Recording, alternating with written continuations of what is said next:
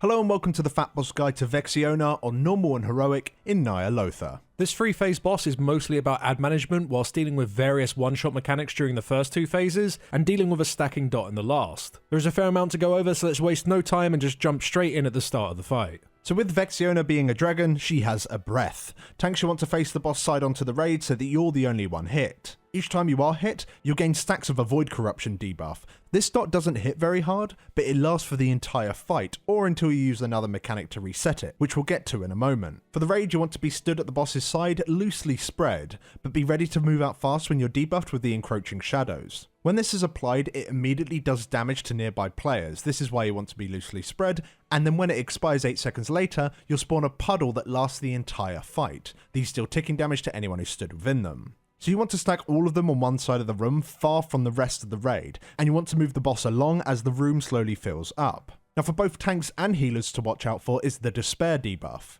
On a timer, the boss applies this to the tank, dealing light ticking damage over 6 seconds. When it expires, it deals raid-wide damage equal to 90% of the tank's missing health at the time the debuff expired. So if the tank is low when this runs out, the raid is basically going to be one-shot.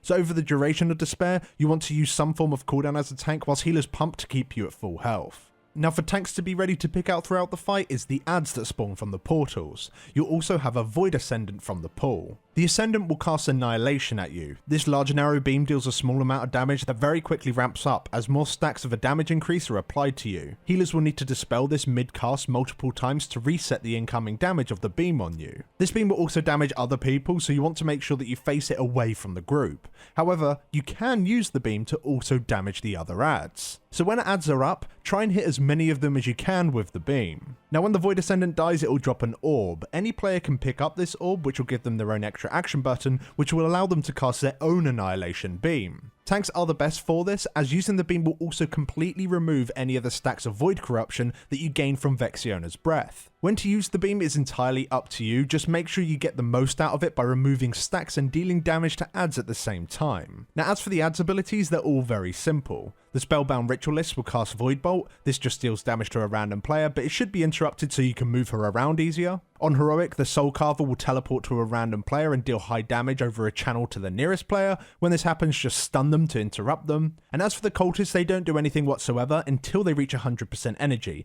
at which point they will turn into one of those big boy Void Ascendant ads. Whilst you could deliberately leave them and let a load of them spawn, giving you plenty of Annihilation beams to use once they're dead, it's really not worth it. Instead, just AoE the cultists down with the rest of the ads. Now when Vexiona reaches 100% energy, phase 2 will begin. At this point, she'll fly off and cast Twilight Decimator 3 times. This is a breath that covers one of the 3 sections of the room, dealing lethal damage to all players caught. As long as you keep an eye on her while she's flying about, it's very easy to see which area she's targeting, and you can just move from that location. At the same time, she'll spawn a new set of ads from a portal, and one of the cultists will immediately become a Void Ascendant ad. Whilst dodging the breaths, tanks, make sure you're really careful with facing the Void Ascendant, as you don't want the Annihilation beam to also hit the raid. After the 3 breaths, she'll land and the fight will go back to phase 1 again. You'll want to repeat that until you finally get the boss to 40% health, at which point the last phase begins. Ads no longer spawn in this phase and you'll have just Vexiona to deal with. The boss will continue to use her breath, so ideally tanks will want to go in this phase with an Annihilation beam ready to use to reset their stacks, as you won't have another Void Ascendant to do so. If you're not able to do that, it's not the end of the world, it's just going to be a little bit more work for your healers. And this phase is pretty much just a healing check, as now all abilities that the boss casts now apply Void Corruption to the raid.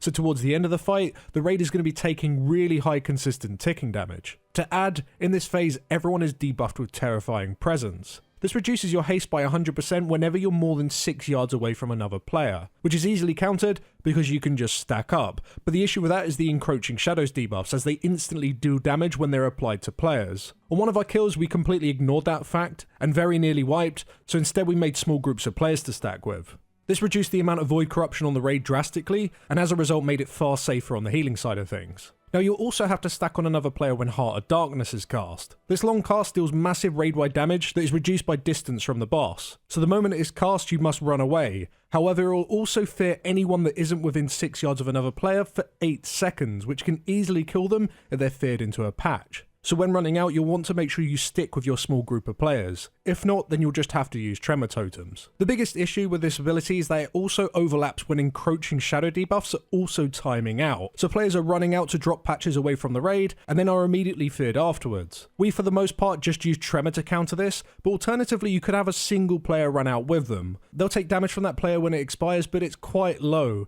and having additional dot stacks on a single player isn't going to make a massive difference in the long run. Last to mention, on Heroic the boss will cast Desolation on the tank. This deals a large amount of damage and applies a lot of Void Corruption stacks, but this is all split between players within the targeting circle, so you'll want the entire raid to soak this whenever it's cast. If you fail to do so and it hits less than 3 targets, then it's immediately recast again at 100% increased damage, so as a tank, you cannot solo this ability. But that's the fight. You'll want to use Bloodlust towards the end where raid damage is at its highest, and hope that you kill the boss before your stacks become unhealable. Thank you very much for watching. If you'd like to know more about this encounter or just be even more prepared for your raid, then do go check out our guide over on Wowhead. A link for that can be found in the description below. Thanks again for watching, and we'll see you in the next guide. Thanks for watching.